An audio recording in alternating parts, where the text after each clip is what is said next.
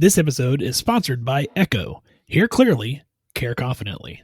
Learn more at echohealth.com. That's EKO health.com. And use code JSP for $50 off any stethoscope.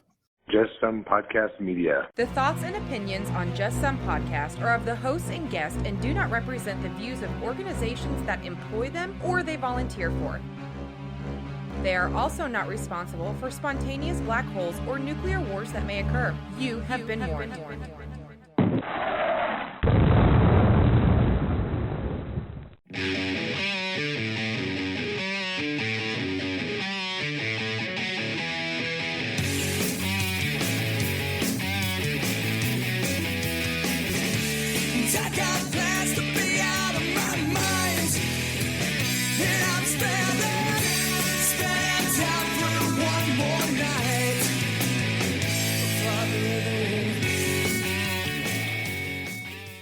Welcome, everybody, to another fun-filled and exciting episode of Just Some Podcast. This is Tom.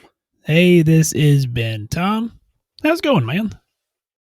Oh, it's fantastic, Ben. I couldn't possibly be happier in any way, shape, or form. How are you doing, Ben? I'm doing okay. I guess you're kind of weirding me out a little bit because I can see your face, and sometimes the face don't match the words. So, yeah.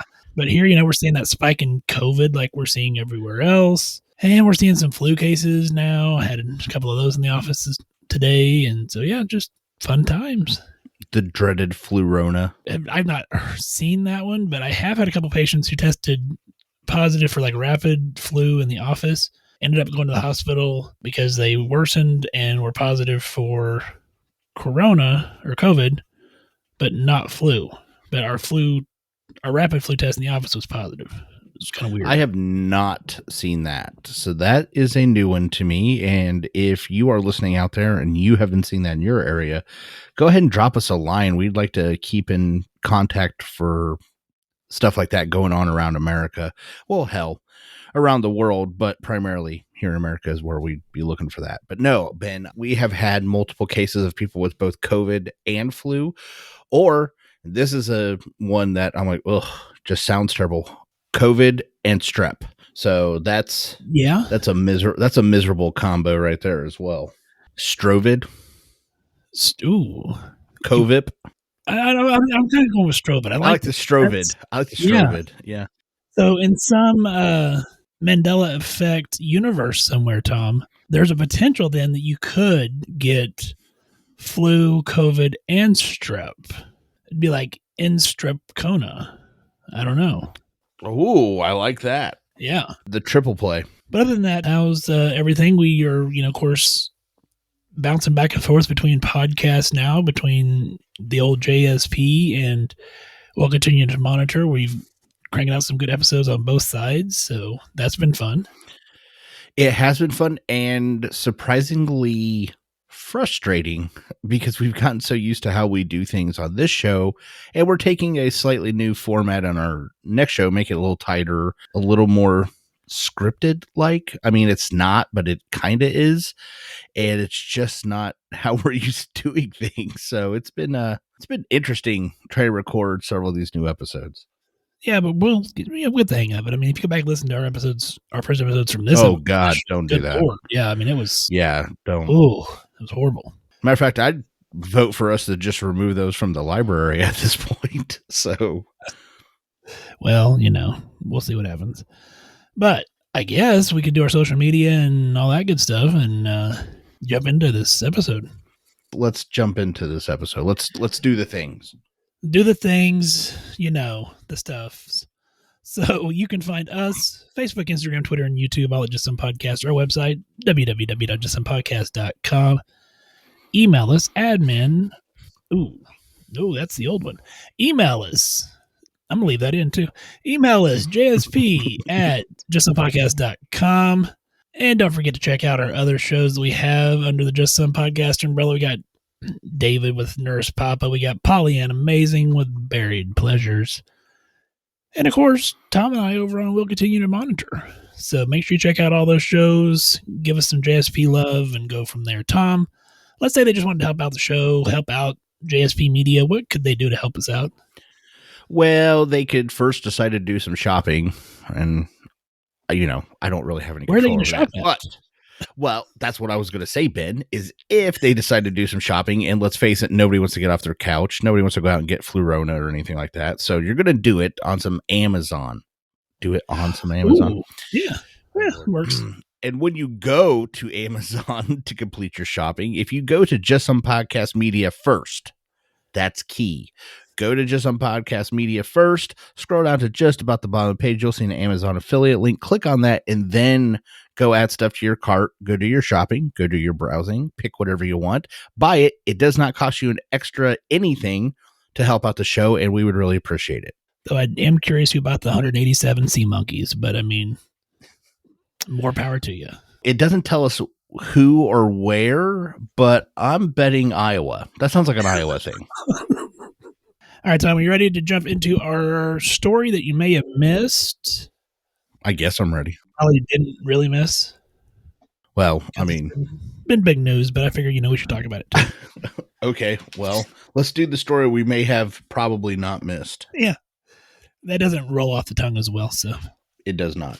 So the University of Maryland, Tom, has performed a historic xenotransplantation. In the first of its kind surgery, a 57-year-old patient with terminal heart disease received a successful transplant of a genetically modified pig heart and was still doing well 3 days later. It was the only available option for the patient. He was quoted as saying, "It was either die or do this transplant. I want to live. I know it's a shot in the dark, but it was my last choice." And he had been hospitalized and bedridden for the past few months because of his worsening heart. And he says, quote, "I look forward to getting out of bed after I recover." The FDA granted emergency authorization for the surgery on New Year's Eve through its expanded access compassionate use provision. And that's used when an experimental medical product, in this case, the genetically modified pig's heart, is the only option available for a patient faced with a serious or life-threatening medical condition. Dr. Griffith, who successfully transplanted the heart into the patient, said this was a breakthrough surgery and brings us one step closer to solving the organ shortage crisis. There are simply not enough donor human hearts available to meet the long list of potential recipients. He then went on to say, "We are proceeding cautiously, but we are also optimistic that this first-in-the-world surgery will provide an important new option for patients in the future." The article does go on to say, Tom, that about 110,000 Americans are currently waiting for organ transplant, and more than 6,000 patients die each year before getting one. And this could potentially save thousands of lives, although it does carry its own unique set of risk, including the possibility of triggering a dangerous immune response. And what that does is it can trigger an immediate rejection of the organ with a potentially deadly outcome to the patient. Xenotransplants were first tried in the 1980s and were abandoned after the famous case of baby Faye in Loma Linda University in California. It was an infant, and she was born with a fatal heart condition. They received a baboon heart transplant, died within a month of the procedure due to the immune system's rejection of the foreign heart. But things have changed since the 80s, and we have been using pig heart valves more successfully in replacing valves in humans, and so that was the story, Tom. Thoughts? Several. My first is, does he suddenly find himself wanting or avoiding Jimmy Dean sausage? Really? Has he? There? Wow, really? It's obvious, but I figured we better hit the low-hanging fruit first, because the next thing was, has he found himself trying to wallow at any point since getting the pig heart? You're a horrible, horrible man. Now let's get some real thoughts, Tom. I don't feel horrible, but I don't know.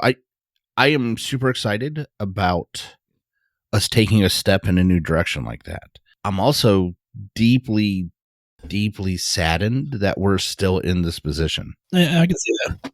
To be fair to the scientists working on this, there was more open use of things like stem cells, or if we had a more robust donation program in United States, perhaps we wouldn't be in quite such a dire situation. But unfortunately, politicians that don't know anything about what science is or how science works has blocked stem cell research. And, it is a personal choice. So if people don't want to donate, I have my own thoughts and feelings on that, but I'm just, I guess, saddened overall. All the medical advances we make, we're in the same position we were in 1980.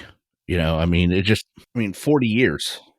It makes me wonder how far away we are before like we're able to like 3D print a heart or some other form other than humans or animals, like an artificial heart. Well, I'm assuming they've been looking at that. My question becomes then, what is the barrier? Like, what is that thing moving forwards that is blocking our progress? I would assume, as we've talked about before, and the famous quote with Greg is money.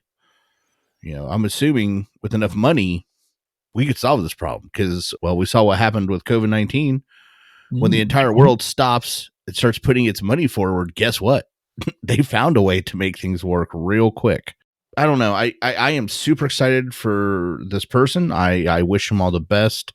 All jokes aside, I think that the doctor that did this surgery is courageous and groundbreaking.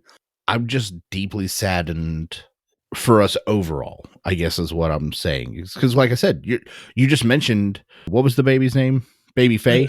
Baby Faye, yeah. Yeah, Baby Faye. That was almost 40 years ago, and we are in the same boat. If not worse. If you are a patient with a fatal disease right now, it's hard to have a lot of optimism. I mean, we've made some great progress in stuff like cancer research, but not enough.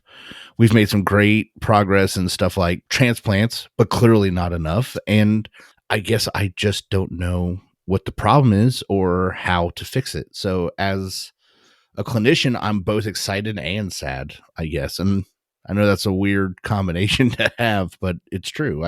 This is one of those times where I can see both sides of the coin, and it's a good and bad thing.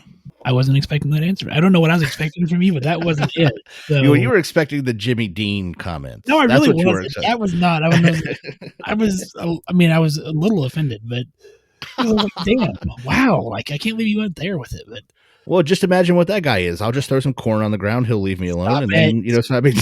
I'm cutting it out. Well, Tom, before we get into our main topic tonight, which is back to basics, and we're going to talk about ear infections, we need to talk about something that goes in your ear, which is your stethoscope.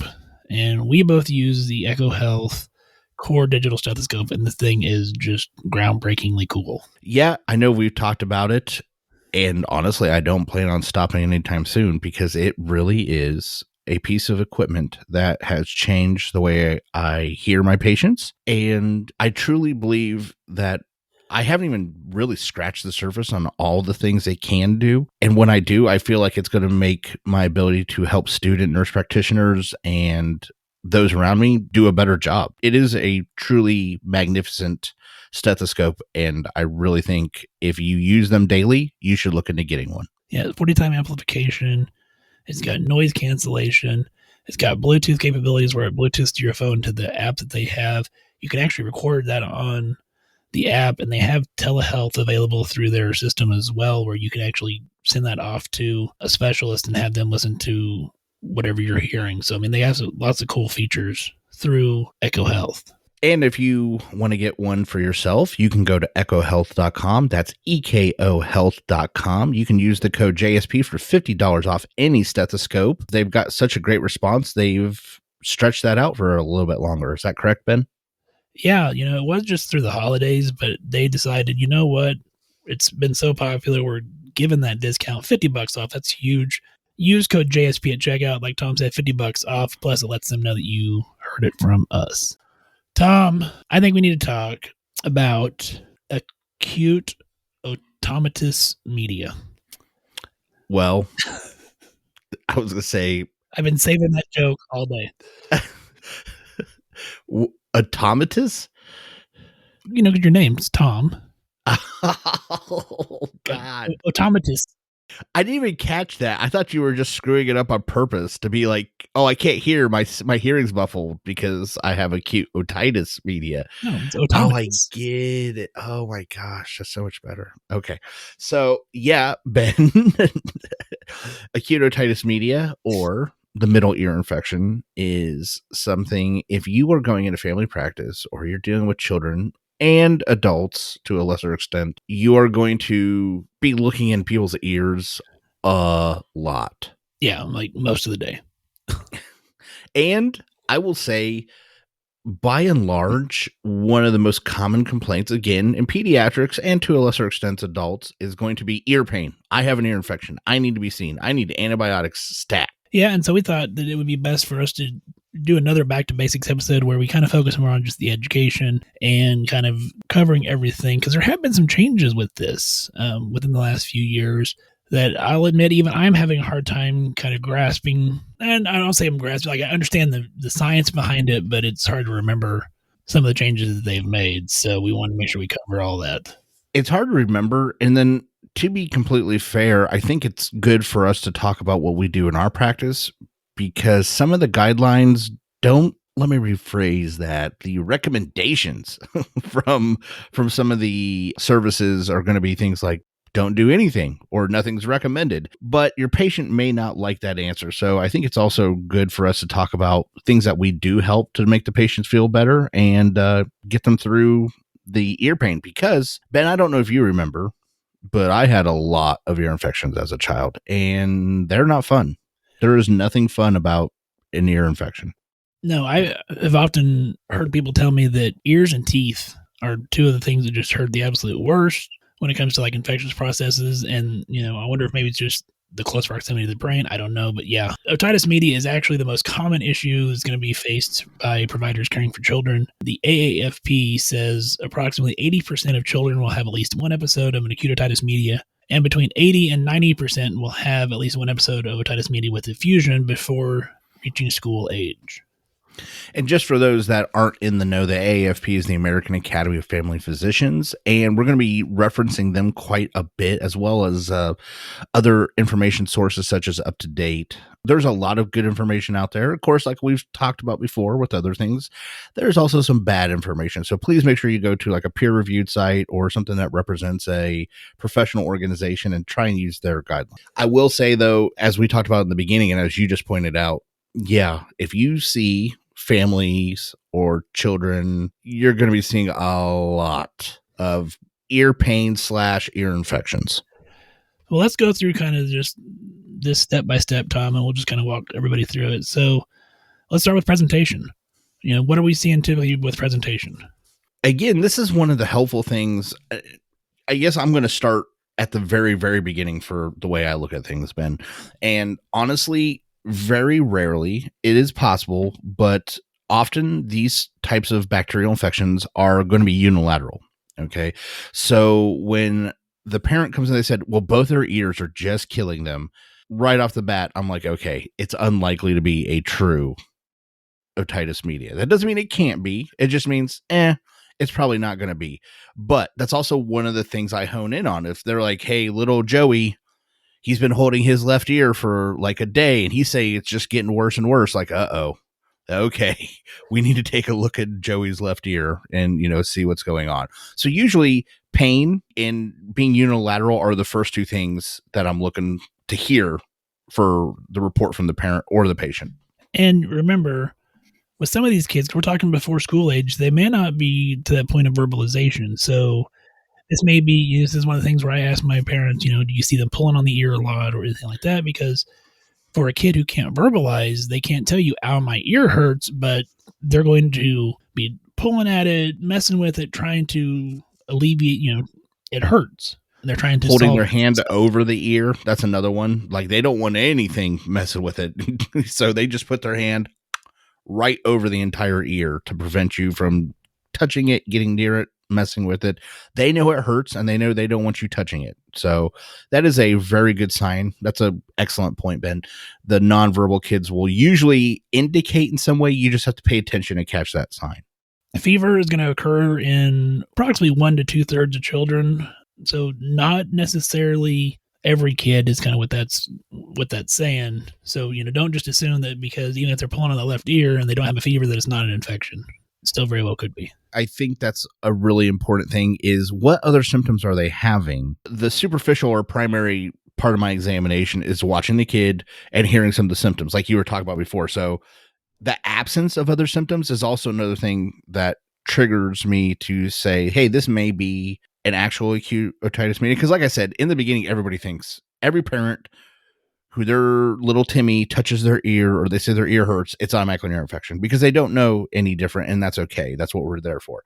But when they're saying, oh, it's sharp pain, they're lacking of their symptoms, and that's a big one for me. So if little Timmy has got a nasal congestion, he's got a runny nose, he's had a headache, he's had these other things, again, my brain starts going, this is not likely going to be an actual otitis media. This is probably more an upper respiratory infection.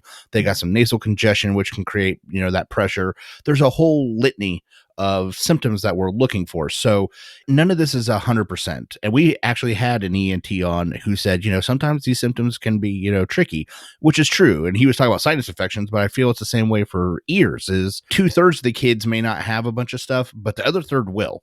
So you do have to actually take a look in the ear. But what I'm trying to get across to you is you can start, by and large, kind of funneling down what you are thinking the diagnosis is going to be based off that initial presentation. So going from presentation then to your physical exam, Tom, this one's kind of self-explanatory, I would hope.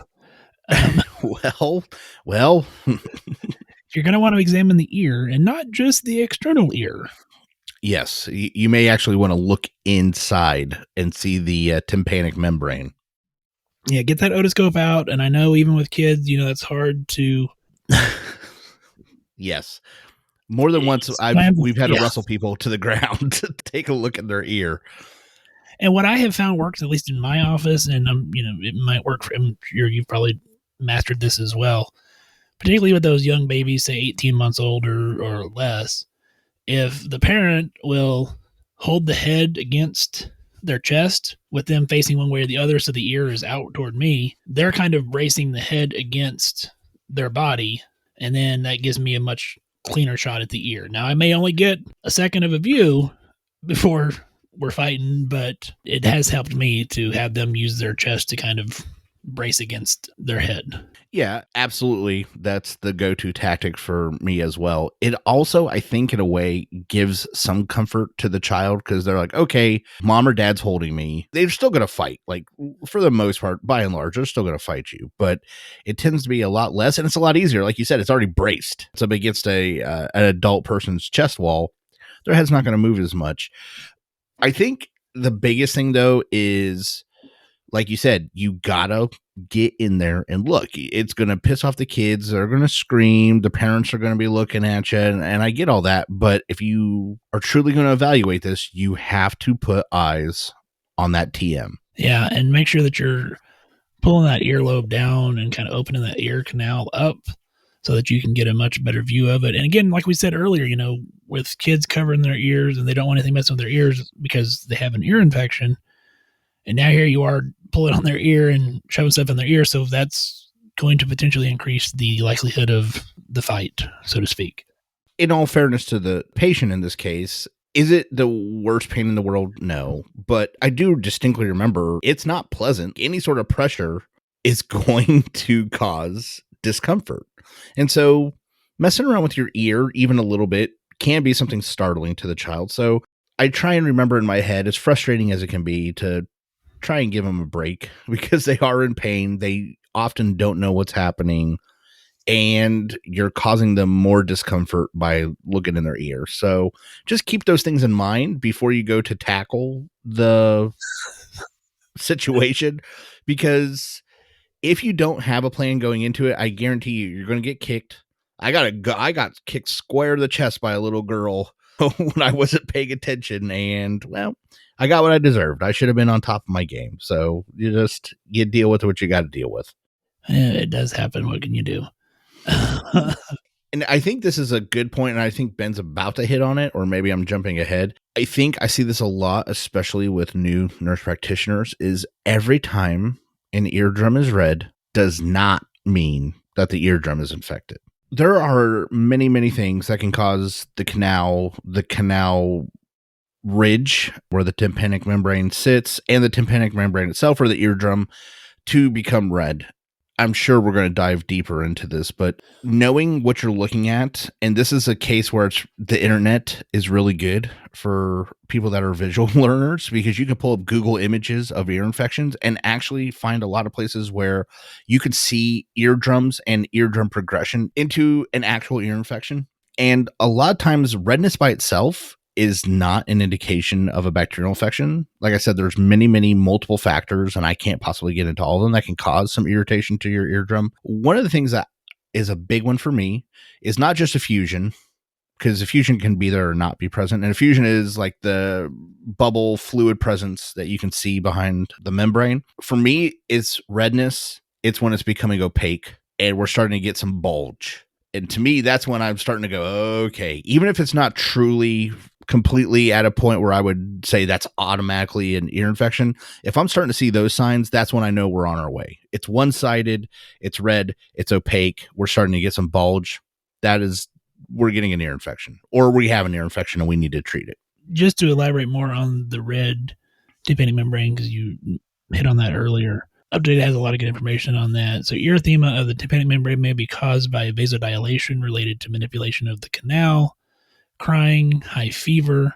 The crying child vascular engorgement is limited to the periphery and handle of the malleus. Vessels crossing the tympanic membrane suggest inflammation. So there's some other ways that the ear can look red and not truly be infected. I think this is the difference between seeing a couple thousand ears now after a couple years and starting off, because in the beginning, they're like, oh, the kid's ear is hurting. Oh, their ear is red.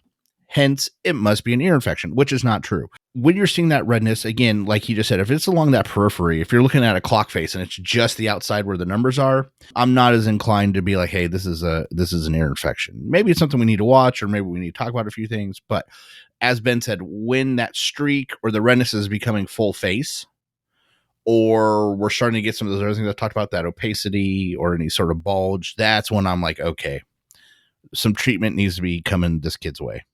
And again, I'm going to just in general say kids, because adults can get AOM, but it's not nearly as prevalent as it is with pediatric patients. The best thing that you can do if you're a new nurse practitioner or new advanced practitioner, look in everybody's ears, even if they're not there for ear complaints. Look in everybody's ears. Just make it part of your normal assessment that you do, because it's going to be one of those things where if you look at 500 ears or 1,000 ears or 2,000 ears, when you spot something abnormal, then it's going to be much easier to see, because you have just that repetitiveness of doing it 1,000 times. First, getting into an ear is not all the same. All right. Ben made a very good point. We're supposed to pull down and elongate that ear canal so we can see in there easier. For a kid, that's okay. But adults, it's not always that simple. I mean, I have been looking almost straight up into a person's canal to look up into an eardrum. So first of all, it's not all the same. All right. So learning how to maneuver around comfortably without jamming that speculum all the way into their canal is also pretty helpful when a person's being calm. So you learn how to do it when they're not being calm. So that's a good one. But as Ben said, seeing a couple hundred to a couple thousand eardrums not only helps prepare you for when you're seeing the abnormal. There will be a lot of times where the parents are going to go, and again, I'm just generalizing. You can say this to an adult as well, but when the parent of the child goes, well, the last 3 times they've had ear infections, what makes you so sure they don't have an ear infection this time? You can start saying, well, I'm seeing A, B, and C, and that's not congruent with otitis media. Now, if I saw D, E, and F, I'd be more, so if you can lay out the case of what you saw and why you don't think it is, or you do think it is, the parents are going to be much more receptive of what you're trying to talk to them about for treatment when they understand, because you explained it to them. If you just say, because I said, don't expect a great reception. Now, Tom, what if you get your little otoscope and you get your little speculum and you look in the ear and there's no eardrum? There's no TM. There's no tympanic membrane. I guess at that case, I would make sure I didn't accidentally look in their belly button. So there are cases where you can actually perforate the tympanic membrane. And when I say you, I don't mean you as in the clinician. I mean you as in the patient. So you can't actually get so much pressure from that fluid and that bulging that it will actually rupture the tympanic membrane. And that obviously makes for a whole new set of issues that I educate my patients on pretty routinely, because I mean, I see this a lot, especially in this area with a lot of allergies. We have tons of allergy crap and tons of fluid behind the ears anyway, most of the time, because of all the congestion and shit. And then now you get an infection on top of it. It perfs the eardrum. So what I educate my patients on is I tell them, okay, hey, basically there's not much protecting the inner ear from the external environment. So if you're going to be out on a windy day, you need to put some cotton in that ear. The shower, you're going to need to put cotton in that ear. Anything, basically, you need to protect that for the next 2 to 4 weeks while that eardrum is regenerating. Having had a perforated eardrum due to an ear infection before, let's talk about something else that's going to freak them out, okay? Because the majority of the time that I've seen the parents, or I shouldn't say the parents, the patient and the parents bring them in and we're all talking, I don't know if there is some science based on this or if it just seems to be how it is. They wake up like that.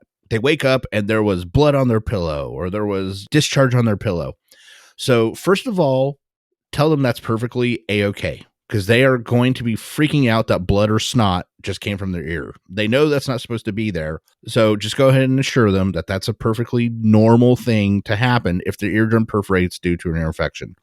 They don't need to freak out. 2, as Ben said, the eardrum, unless it's a major perforation, which again you need to check out, is going to heal itself. So there isn't any, they don't need emergency surgery. There are cases where grafts have to be used. And of course, you better be sending them to an ENT if you're even thinking that's a possibility. Correct. But in the majority of cases, a couple days to a couple weeks, that eardrum is going to be just fine. Also, the last thing to tell somebody if they are just like scared to death of an ear perforation because of an infection, you might want to tell them it's not the worst thing in the world because it tends to make the pain that much better. You'll also hear a lot of parents say, oh, little Timmy, he was just screaming and then all of a sudden he stopped. Yeah, it's because his eardrum popped and all the pressure that was built up from the pain is now running down the side of his ear canal. So while that's scary and it's not ideal, usually you'll see a instantaneous and large change in disposition of the patient, or that's what we reported to you from the parent, is like, oh God, Johnny was just murder. And then suddenly he wasn't. Yeah, I can tell you why you probably want to look in their ear now, but it's not just to identify the infection, is to try and get a bullseye on where on the eardrum they have a perforation. I would also give a suggestion. If you don't document it this way, I would imagine a clock face and then start describing it in your charting as at the 9 o'clock position, at the 3 o'clock position, at the 2 o'clock position, etc., so that anyone reading that chart can visualize what you're talking about. That is a great tip, particularly if you're going to work in like urgent cares, walk-in clinics, things like that, because, let's say you see a kid for Otitis Media on Tuesday. Well, they come back in Thursday because they're not any better. It's a new clinician that day. All your charting says is, well, they had an ear infection. There's not any explanation. But now if you have, hey, there was, significant bulging erythema, and like you said, describing it as a clock face, that gives them a visualization when they go in and look at the ear to see what they're seeing based on from what you were seeing. Yeah, and it's just a really good habit. You got to remember, the TM is not the easiest thing in the world to see, and only one person at a time can see it. I mean, I'm sure there's some ENTs with some cool like video scopes or something, but 99% of us are one eyeball at a time going to be looking at this. So in order to better paint that picture and make it uniform, I think that's a really good way for most people. And I think most people can visualize a clock. So I think that's just important for you as a clinician when you're charting to make that information known. And I did have one case where I saw an ear infection, someone else did not. And what I will say to that is, when you're looking at the tympanic membrane, make sure that you're looking at every bit of that tympanic membrane, every quadrant, every section of that. Because what it basically was this person had an ear infection in the upper portion of the TM. And when the other clinician looked at it, they just kind of looked straight in and said, oh, no, it's fine. When in fact, the infection was up just a little bit higher. And had they just kind of pointed the speculum up a little bit higher, they would have seen it. So just make sure you're looking at every portion of the tympanic membrane. To make a clinical diagnosis of acute otitis media in children, Either there's bulging of the tympanic membrane, distinct fullness, or bulging of the tympanic membrane is the most specific and reproducible sign of acute inflammation, or perforation of the tympanic membrane with acute purulent otorrhea if acute otitis externa has been excluded. So that's the actual way to make a clinical diagnosis of acute otitis media. And otitis externa is a whole different game for a whole different problem. So we're not going to tackle that tonight. But that is important to be able to distinguish that and explain. Because like I said, you're probably going to have to talk to somebody or chart something that nobody else can see. So make sure you're very clear about why, you know what landmarks you're looking for, and to describe it. Got our presentation, we got our physical exam, we got our diagnosis. Only thing left, Tom, is that treatment. Yeah. So treatment can be, can be tricky. Let's talk about this for just a second. I think we've talked about it in other shows, but the general public really does not understand the difference between a side effect and something that may happen with use of a medication. So, for example, my stomach hurts when I take amoxicillin. That can be a perfectly normal effect of taking that medication. However, what they're going to start reporting is that they have an allergy to amoxicillin. And it's very important, especially with children, when the parent says, oh, they can't take amoxicillin, they're allergic to it, to actually ascertain what the allergy is. I am not kidding you. I've had people say that they're allergic to Benadryl because it made them tired. Well, but it made them sleepy. They said that with a straight face to me, thinking that that was a legitimate do not take this medication side effect, is it made them tired. As the clinician, it may be your job to say, well, what happens when Timmy takes penicillin-based medications? So that if they say, hey, he breaks out in hives and he starts feeling sick, like, well, you're right. You probably don't want this kid taking a bunch of penicillin. But if it was like, he doesn't like the way it tastes, that is not a side effect. That is not an allergy. You can still give that kid amoxicillin. Now, whether the parent gives it to them may be a different problem, but you can still prescribe it. That's important to know what medications are available to you. I think it's also important to start off with the two most common things that cause ear infections. So the two most common things are going to be strep or Haemophilus influenza. Those are the two most common organisms that are going to cause bacterial otitis media in a child. Both the AAFP and UpToDate recommend, of course, treating pain. Yes. So ibuprofen, acetaminophen, appropriate weight-based dosages. There's lots of studies out that say that this does help with treating otitis media pain. Years ago, they used to use benzocaine, or was it benzocaine drops? I don't know. That must have been before my time. I've never heard of that. Falcon drops. It was like a benzocaine. It was a numbing medicine. We used them quite a bit in otitis media stuff because it numbed the eardrum. In the United States, those have been pulled by the FDA completely because they could not assess their efficacy appropriately. So in the United States, we do not have benzocaine. We do not have the Aralgan ear drops, anything like that. That sounds terrible. When we get into antibiotics, both AAFP and UpToDate agree on how this is supposed to be done.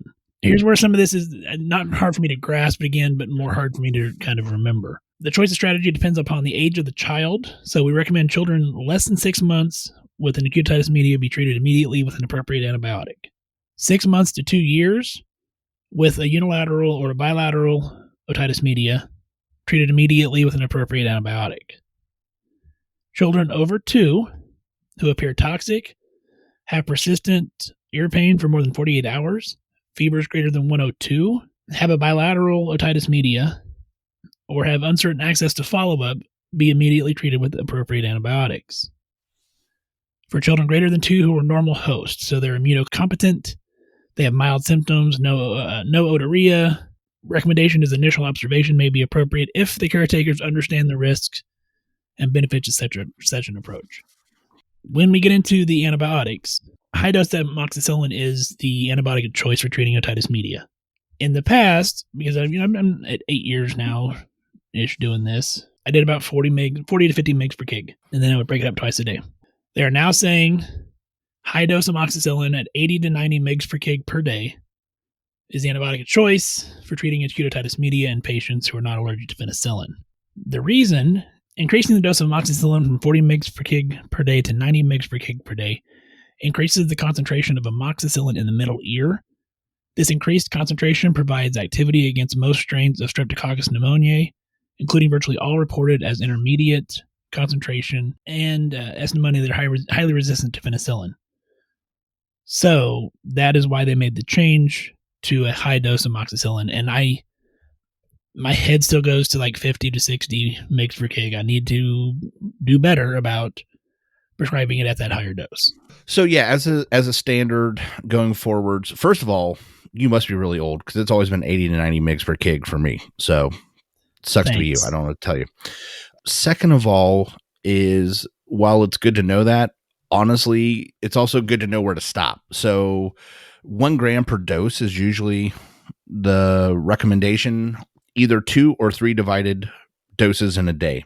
Those are all really important things to think about. Also, when you're talking to the parents and you're having to use a liquid, which again is going to be pretty frequent, I think it's really important, because I see a lot of new NPs do this.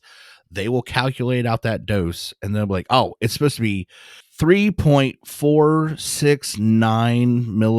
milliliters per dose. And I'm like, what?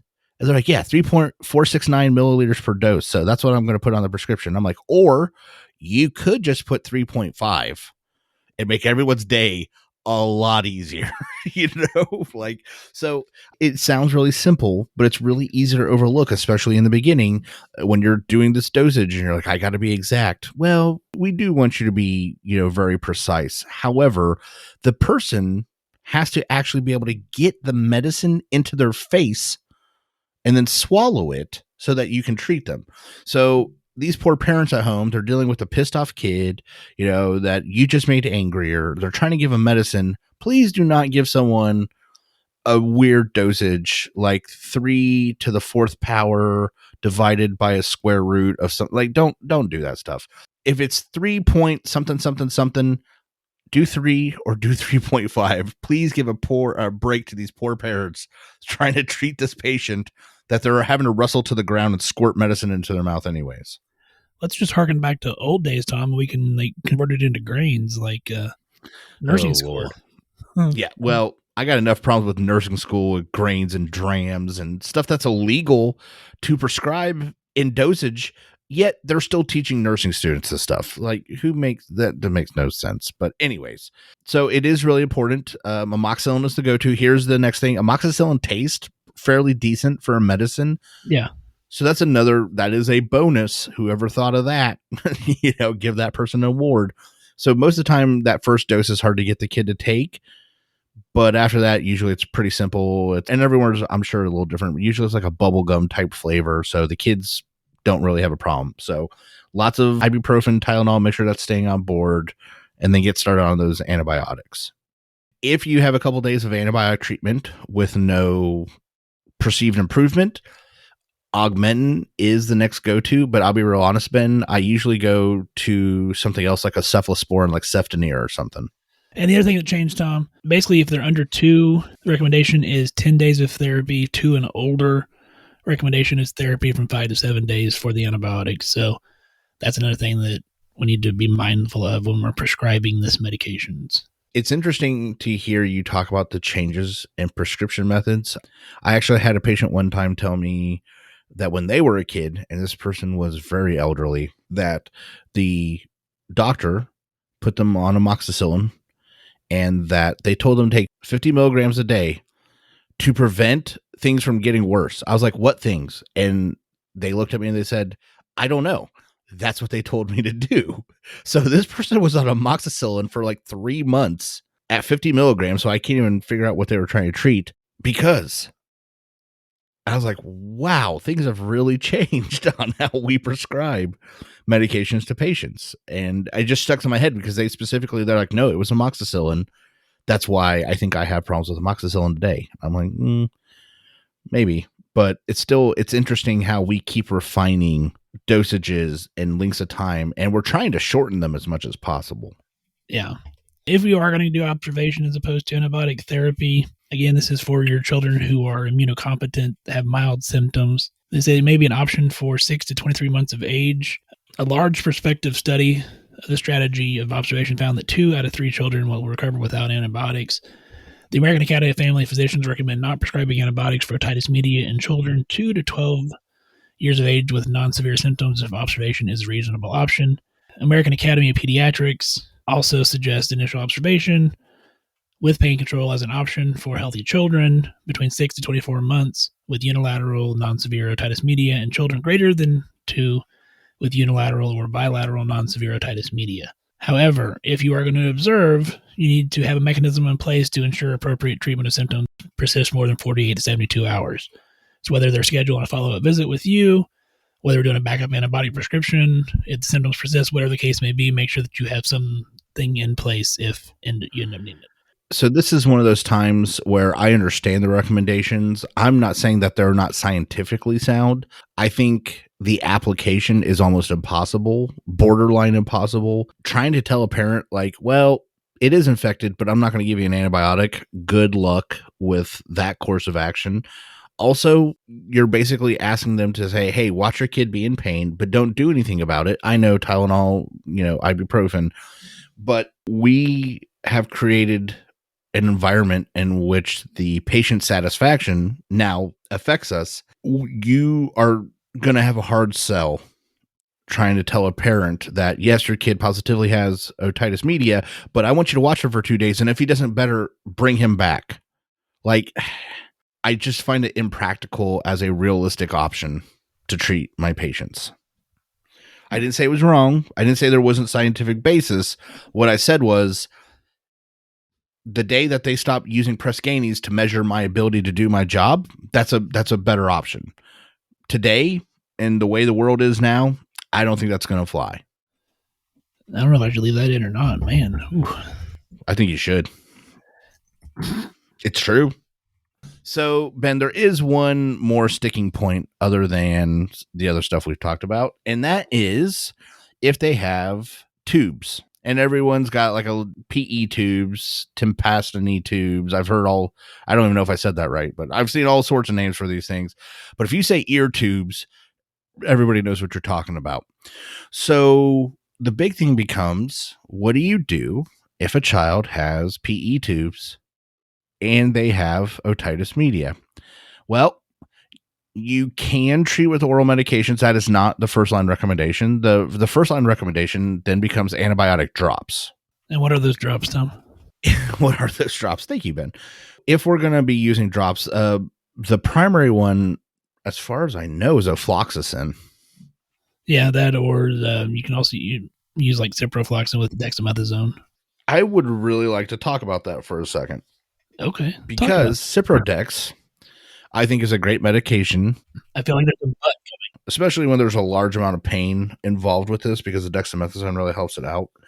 But this is a sore subject for me because I had a patient that really needed some Ciprodex and their insurance would not pay for it. I knew that's where it was going. I knew that's because it's a pain in the ass to get insurance companies to pay for Ciprodex. I agree. So, and again, here's the overwhelmingly not just frustrating, but pathetically disgusting part of this is this little person was in pain and I couldn't help them because somebody in an insurance company decided that saving a few bucks on Ciprodex was more important than actually treating the patient that their parents were paying good money for this insurance company to help. They were paying this insurance company to provide a service that the insurance company then not only did not want to provide adequately, but then was trying to tell the clinician, which was me, how there was a better way to do their job where they had not seen a chart. They had not looked in this person's ear. They had not heard or done anything other than they saw dollar signs. And there was less dollar signs next to ofloxacin than there was to Ciprodex. And while ofloxacin is a very good medication, and 9 times out of 10, that's probably what I was going to prescribe anyways, in this particular case, the right medication and the right treatment for my patient was not ofloxacin. So when you get ready to prescribe this, just be aware that there is some asshole that is going to fight you so that their money can make a few extra bucks and screw over your patient. Just be aware that that's what's about to happen. We know we can't get through a JSP episode without a Tom rant, and so you can tell we're back on JSP and not. We'll continue to monitor, man. Whew. All right. Well, now we get you all fired up, Tom, let's wrap up this Back to Basics episode. As we said at the beginning of this, man, if you are working in family practice, urgent care, ERs, walk-ins, whatever the case may be, if you're seeing kid, you're seeing ear infection. So hopefully this episode will help you not only feel more confident in looking at ears and diagnosing ear infections, but treating ear infections. I hope so too. And again, the core of JSP was we want to be educational, but we don't want to be just a PowerPoint. So we like to throw in our personal experiences and stuff like that. So I know maybe everything I say isn't always the most popular with the crowd, but certainly nothing I said was wrong. All right. You're going to get into a fight with insurance companies if you try and use drops. You're going to be in a fight with that kid. You know, if you're trying to look at their ear, maybe not every time. Enough that I would tell you to have a strategy for holding down a unwilling child patient to look in their ears. And I agree with Ben. I think the parent holding them is the best. But unfortunately, sometimes I have parents that are like, I don't want to be there when they're hurting, or I don't want them to associate me with pain. I'm like, oh, great. Thanks. So, you know, maybe you and your nurse, you know, in there dealing with this kid, and that's okay too. But there's a lot more that goes into medicine, and in this case, otitis media, than just knowing strep causes it, or that penicillin or cephalosporins are the treatment. There's a lot more. So I hope that this was a good educational and you actually took something away from it type episode for JSP. Yep. On that note, you'll see us again in 2 weeks. I think we're going to talk continuous glucose monitors, I believe is what the next episode is. We'll see. It all depends on the editing. So, have you ever worn one? No, I have not. I have. So I guess I can talk about that. There you go. We will have an expert on as well, so it'll be good. Well, I wouldn't call myself an expert, Ben. I wasn't talking about you. Oh. Make sure you're checking out our other show. We'll continue to monitor. We're going to talk about all kinds of weird stuff. Tom's already got like 17 episodes planned, I think. I don't... the way his mind works, it's amazing. I feed it a little bit and it just runs. So when it comes to weird and creepy shit. Yep. On that note, wash your hands, wear your mask. Have a great week. Hey everybody, make sure you stay safe out there. Insurance companies. What can you do? Practice swearing just to pass the time. Lately I see why I am alone. Caught some road rage and I thought of you, and all the many times you say I should have known. Took a class so I could find my G, find mediocrity's the best that I could do. Meant to shower but I slept all day. It takes everything to live the life I choose.